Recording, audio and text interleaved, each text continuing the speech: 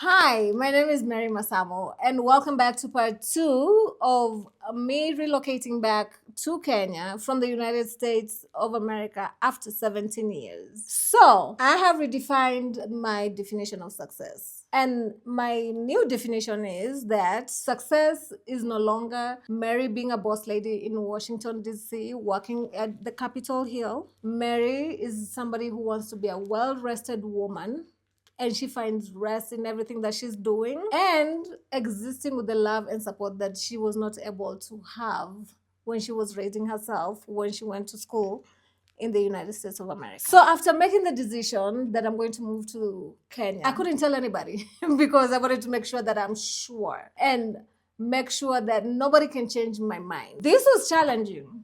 So it was me and a lot of journaling. So I started journaling a lot, putting my feelings out there, my pros and cons. I'm an Excel kind of girl. We did a lot of pros and cons kind of lists for everything. And then I decided to write down what I needed to make sure that I would feel okay moving to Kenya. The reason I also did not tell anybody is that people are very quick to try and change your mind or to disarm you and tell you that your decision is not good as per what they have gone through. So a lot of projecting, a lot of people trying to break down your self-esteem, or people trying to understand why you're making this decision. But who says that anybody has to understand anyone? You just need to support them with whatever they've decided. And I don't believe that that support would have been there for me. That's why I did not say it. The only people that I told was some very high net worth individual friends of mine.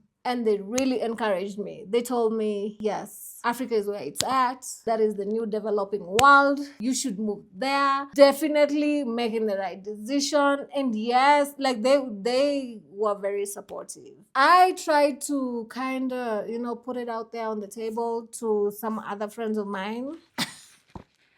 The discouragement that I got was unreal. I couldn't even believe that a friend would also tell me. They even asked me, oh, would you can get the same level of education or the same quality of education that they're getting here? In my mind, I was thinking, I'm an 844 product and I'm doing well in the United States. I am thriving more than the other people who were born and raised in America. What do you mean? So these were things that people have already decided in their minds that they cannot see their life that way. And also, I realized that people's definition of success will always act like a filter anytime they look at something. So after I write down my list of what I need, my list entailed a good school for my son. It had to be an American system. He requested that because he kept saying that, Mommy, I don't know how I'm going to do anything that has Swahili in it. And now he learns Swahili in school. I don't know what Swahili they're learning, but clearly wrong. The irony, and the mother is from the coast.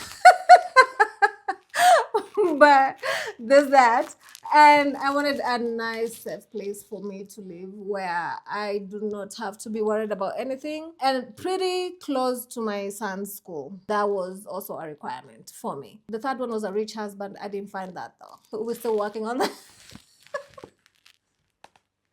We're still working on it, and I needed more flexibility with what I can do with my career. The career part, that's easier for me to handle because that's under my control. For the school, somebody has to enroll you. The process has to be handled. So I knew before I could look for a place to stay, I needed to find a school first. So I organized a trip to Kenya for 1 week to come and find a school. So I landed here. I was very optimistic, like, I can come, just find a school, and then that was it. Lies. I didn't find nothing. That whole week, I felt like I just wasted it. But in all reality, I did not, because the current school he's attending, I had gone there and they had told me that they did not have any more space. But space opened up, which finally later they were able to take him in. So I found him a school. I went back to the US. After that, I started looking for a house. I put everybody to work. Everybody I knew in Kenya that lives in the close about where I wanted, I put them to work. Find me a house, find me a house, find me a house, find me a house.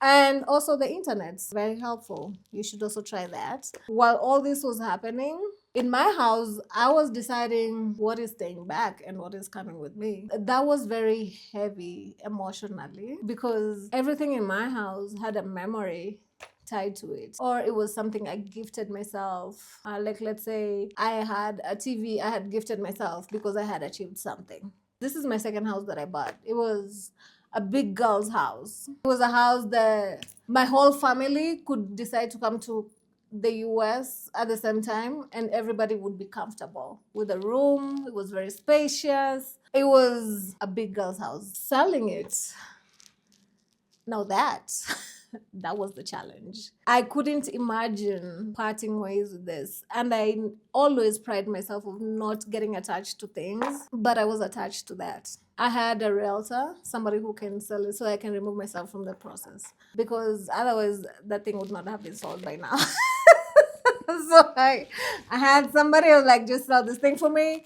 Let me know when people are trying to view. I'll be outside the house. I had to do it very mechanically, and I decided I did not care how much in love, in like I was with the house. It had to go, because that was the most pragmatic thing to do. All the feelings are feeling at that point. I'm feeling scared because I have never been an adult in Kenya, and actually a responsible adult, where I'm not just thinking about myself. I am feeling excited. I will have my family close to me. I am feeling discomfort because now, once I made the decision that I want to move to Kenya, I want it to happen immediately, within my time. Immediately, as soon as possible. But that was not the case that it could happen because of other things that I had to take care of in the United States of America, and I had to wait for my son to be done with school. So emotionally, also the fear of starting over, especially because I'm big on having friendships that are worthwhile. It was easier making friends when you're younger because there's a lot of naivety. There's not a lot of lessons learned, so your trust God is lower. Right now, I barely trust my own son. So it becomes really hard to create these bonds that are there. So it is the last day in the United States of America. I have booked a one-way ticket. That has not happened. So this is a one-way ticket, one with my name and one with my son's name. I kept checking those tickets, making sure I did not make any mistake on the passport numbers and everything, because I was like, this gotta work. At the moment I go to the airport and they tell me, no, you messed up here, oh well, I would have changed my mind. That was the next, I was like, this was a sign from God. But no, it worked out. So we are leaving. I had a friend of mine take me to the airport, but they were driving me with my car. So I drove with my son and my bags, all the bags. I had like 9 bags. All the bags to my friend's place. And he was like, okay, sure, let me drop you off at the airport. So my car dropped me off at the airport. And yeah, my son could still not believe it, although he was super excited. Super excited. For me, I'm like, I hope the driver who's supposed to pick me up from the airport is there. I hope they don't mess up with anything. I hope they can give me an upgrade. I hope I can do this. I hope, like, I had all these hopes, like everything that I wanted. And then they're like, oh, I can buy this at the airport. I need to buy this. I need to buy that. I hope I don't forget. I hope there's food in the house so that when this boy wakes up in the morning, there's food. Like, those were my worries. I was already mommy mode here. So it was just like clockwork. Check in, push your bags in, go, sit in the plane. You can even sleep because you're hoping the person who's supposed to pick you up is going to be there. I was landing at 2 a.m. in the morning. So yes, there was no way that could be mixed up. It's been 3 months and I'm in Kenya and I love it. The food. Baby, food is the way to my heart. Like, literally. I am eating all the fruits. Fresh fruit, tropical, passion fruits. Do you know I had never seen an actual passion fruit within the 17 years unless I go outside of the country for vacation. Yes, so now I have fresh passion juice. I do have fresh ndomas, fresh cassava, sweet potatoes, baby, avocados on the daily.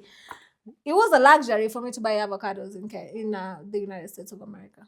In my conscience, I don't care how much money I was making, it would not allow me to pay for an avocado. So I would wait till I get to Kenya and eat them.